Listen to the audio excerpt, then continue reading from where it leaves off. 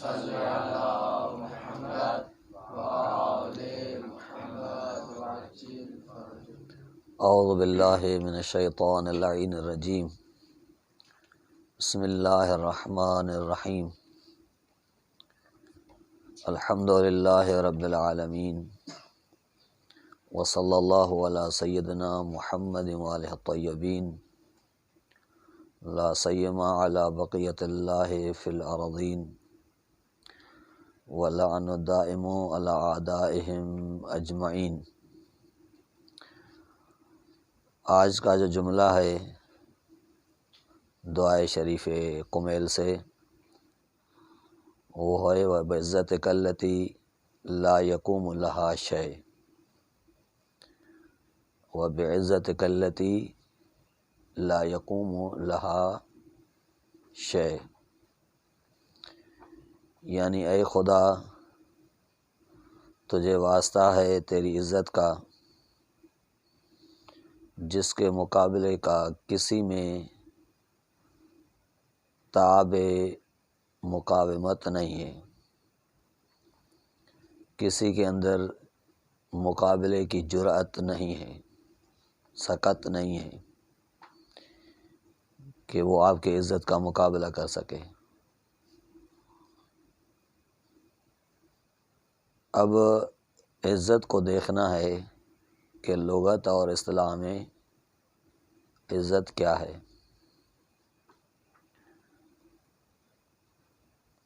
علماء اعلام لغت کے اعتبار سے عزت کا جو معنی کرتے ہیں وہ یہ ہے کہ عزت عزز سے ماخوذ ہے،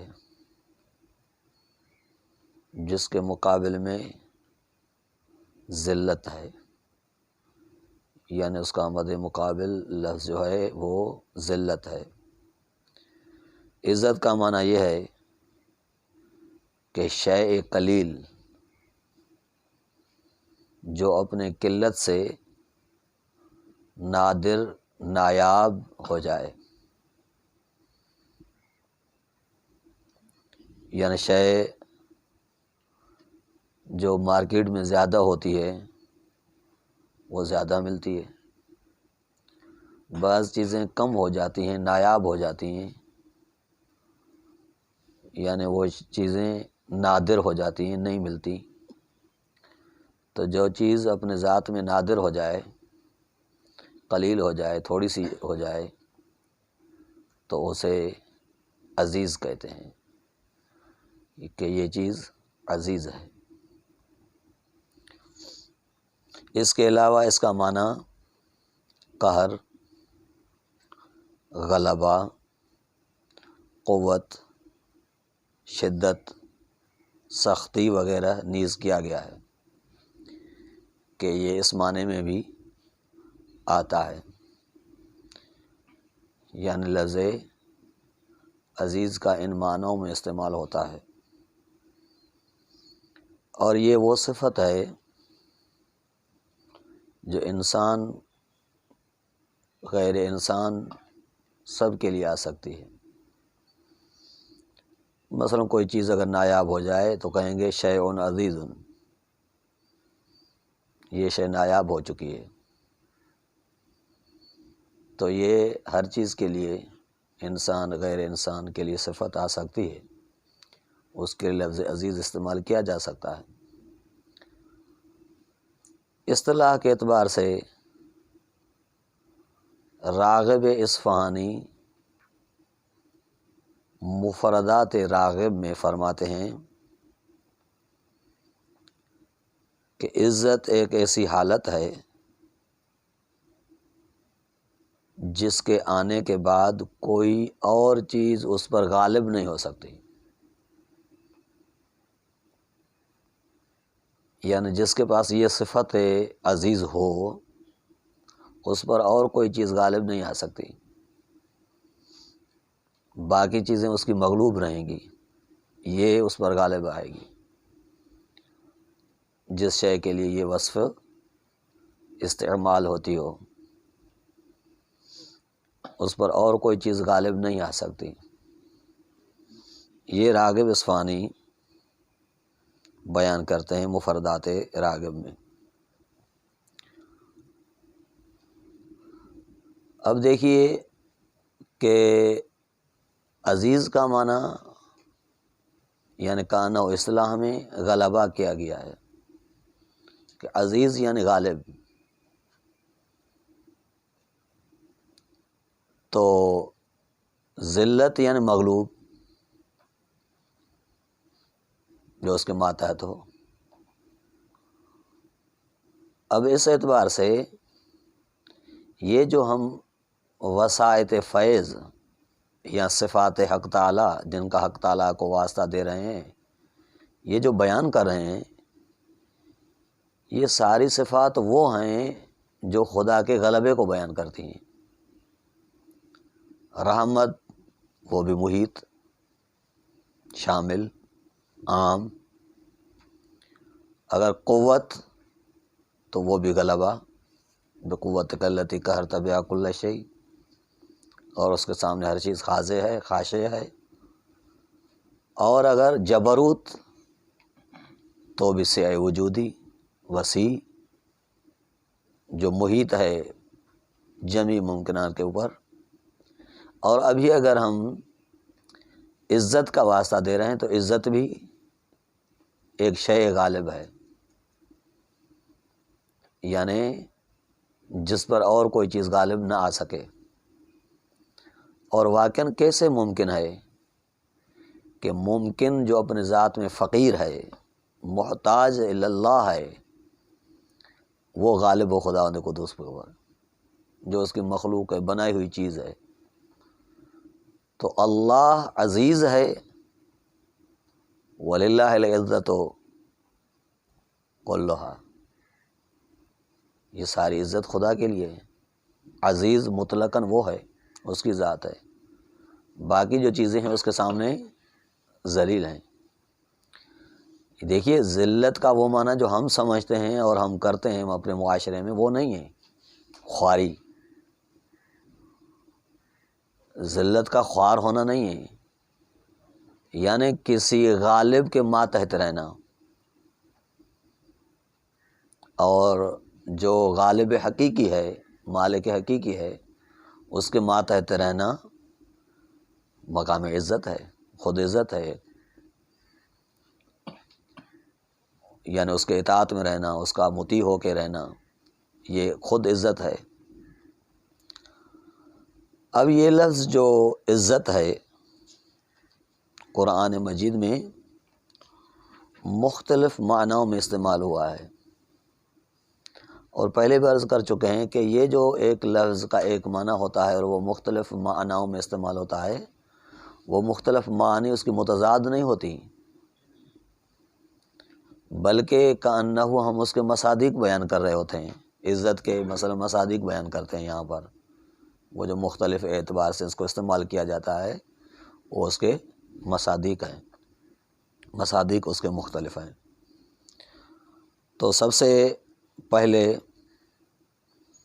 جو یہ لفظ استعمال ہوا ہے عزت، وہ غلبے کے معنی میں استعمال ہوا ہے قرآن مجید میں،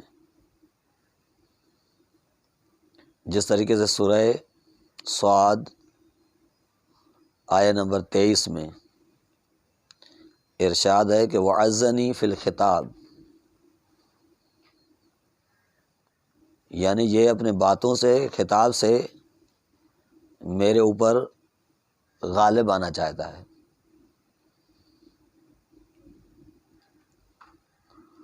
دوسرا معنی جو اس کا قرآن مجید میں استعمال ہوا ہے، عزت یعنی قلت،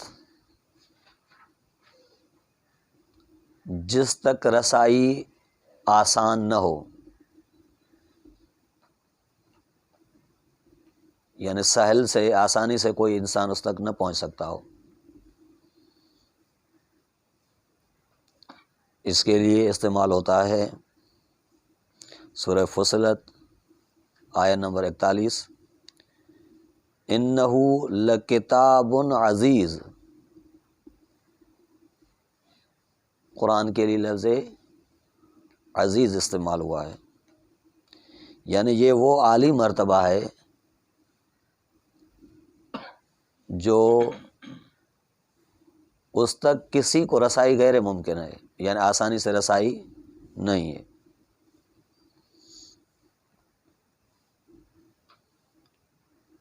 اس کے علاوہ عزت بمعنی سخت،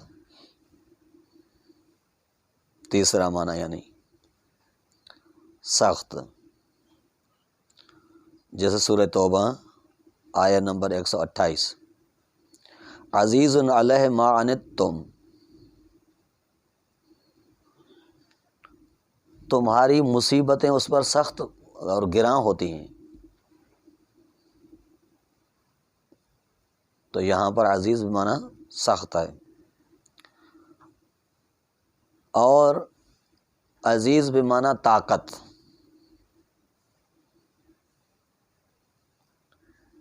اذا ارسلنا الیہم اثنین فکذبوہما فعززنا بثالث، سورہ یاسین آیت نمبر 14۔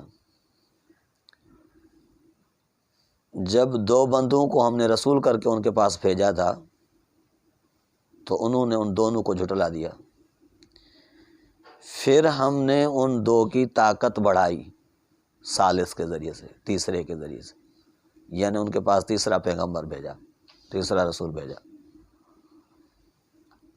تو یہاں پر طاقت کے معنی میں آتا ہے، قوت کے معنی میں آتا ہے کہ ہم نے رسول کی قوت بڑھائی، کہ دو کو انہوں نے جھٹلایا تو ہم نے تیسرا ان کی تعاون کے لیے، مدد کے لیے بھیجا۔ پانچواں معنی یعنی عزت بمعنی بادشاہ۔ دیکھیے یہ سارے معنی سلطے کے معنی میں آتی ہیں، یعنی تسلط، غالبانہ، یہ معنی ایک ہی ہیں، مصادیق اس کے مختلف ہیں۔ بادشاہ، سورہ یوسف آیت نمبر 78، قالوا یا ایھا العزیز ان لہ ابا شیخا کبیرا۔ اب دیکھیے یہاں پر یا ایھا العزیز، اے بادشاہ،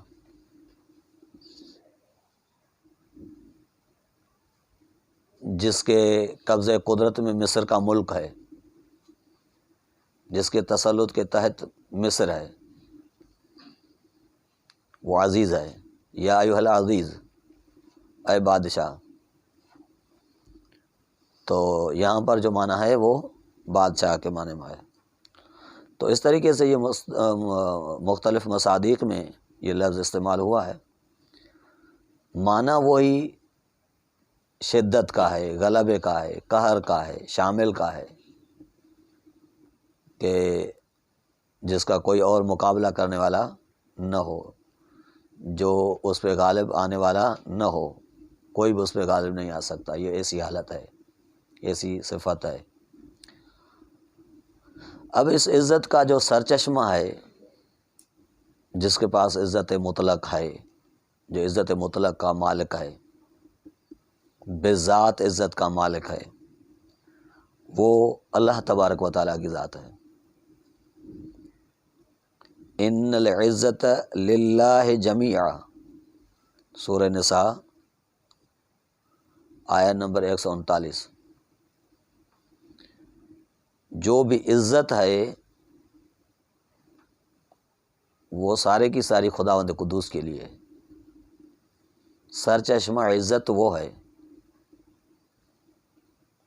جس کے تحت ہر چیز، ہر ممکن، ہر مخلوق ہے، اور کوئی بھی چیز اس پر غالب نہیں آ سکتی۔ وہی ہر چیز پر غالب اور محیط ہے۔ پھر خداوند قدوس نے جن چیزوں کو عزت بخشی ہے وہ ایک رسول ہے، مومنین ہیں، قرآن مجید ہے، کہ جس کو اللہ تبارک و تعالیٰ نے عزیز بنایا ہے، عزت بخشی ہے۔ ارشاد رب العزت ہو رہا ہے وَلِلَّهِ الْعِزَّةُ وَلِرَسُولِهِ وَلِلْمُؤْمِنِينَ لَكِنَّ الْمُنَافِقِينَ لَا يَعْلَمُونَ، سورہ منافقون آیہ نمبر 8۔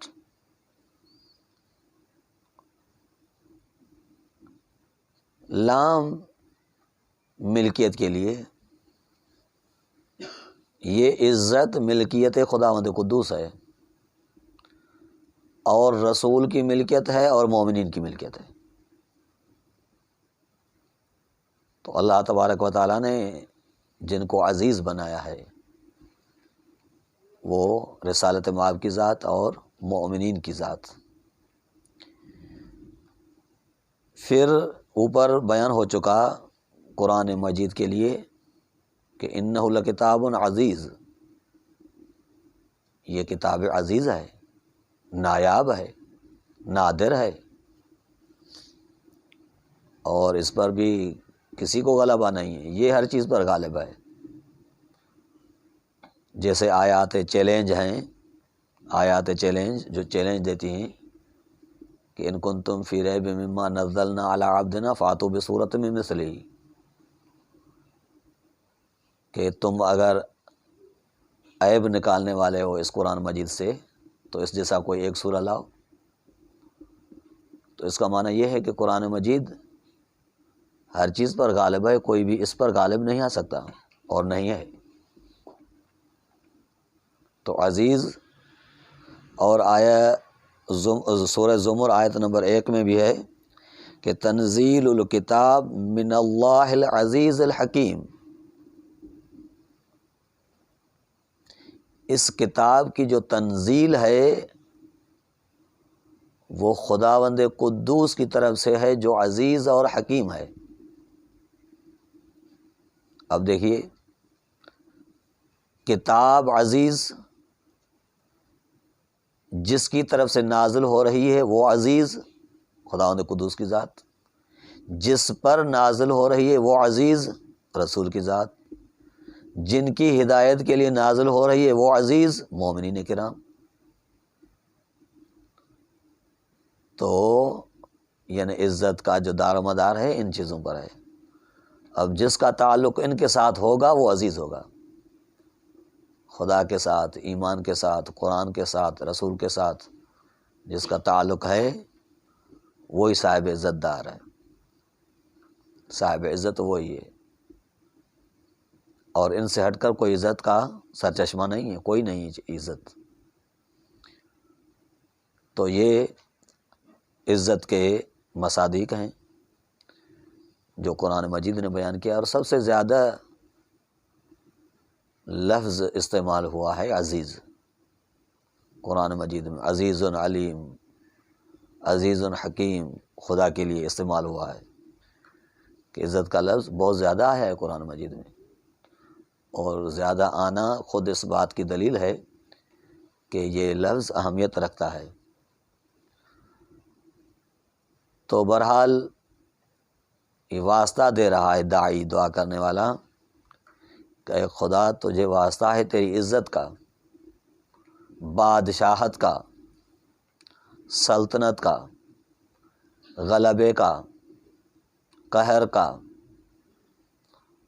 تیری سختی اور شدت کا، تیرے اکیلے پن کا کہ تم اکیلا ہے،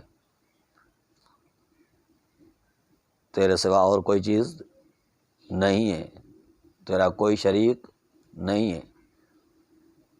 تجھے ان صفات کا واسطہ ہے، یہ صفات وہ ہیں جس کی مقاومت کوئی نہیں کر سکتا، مقابلہ کوئی نہیں کر سکتا، تابع مقابلہ کسی میں نہیں ہے، تو ہم اس چیز کا واسطہ دے رہے ہیں۔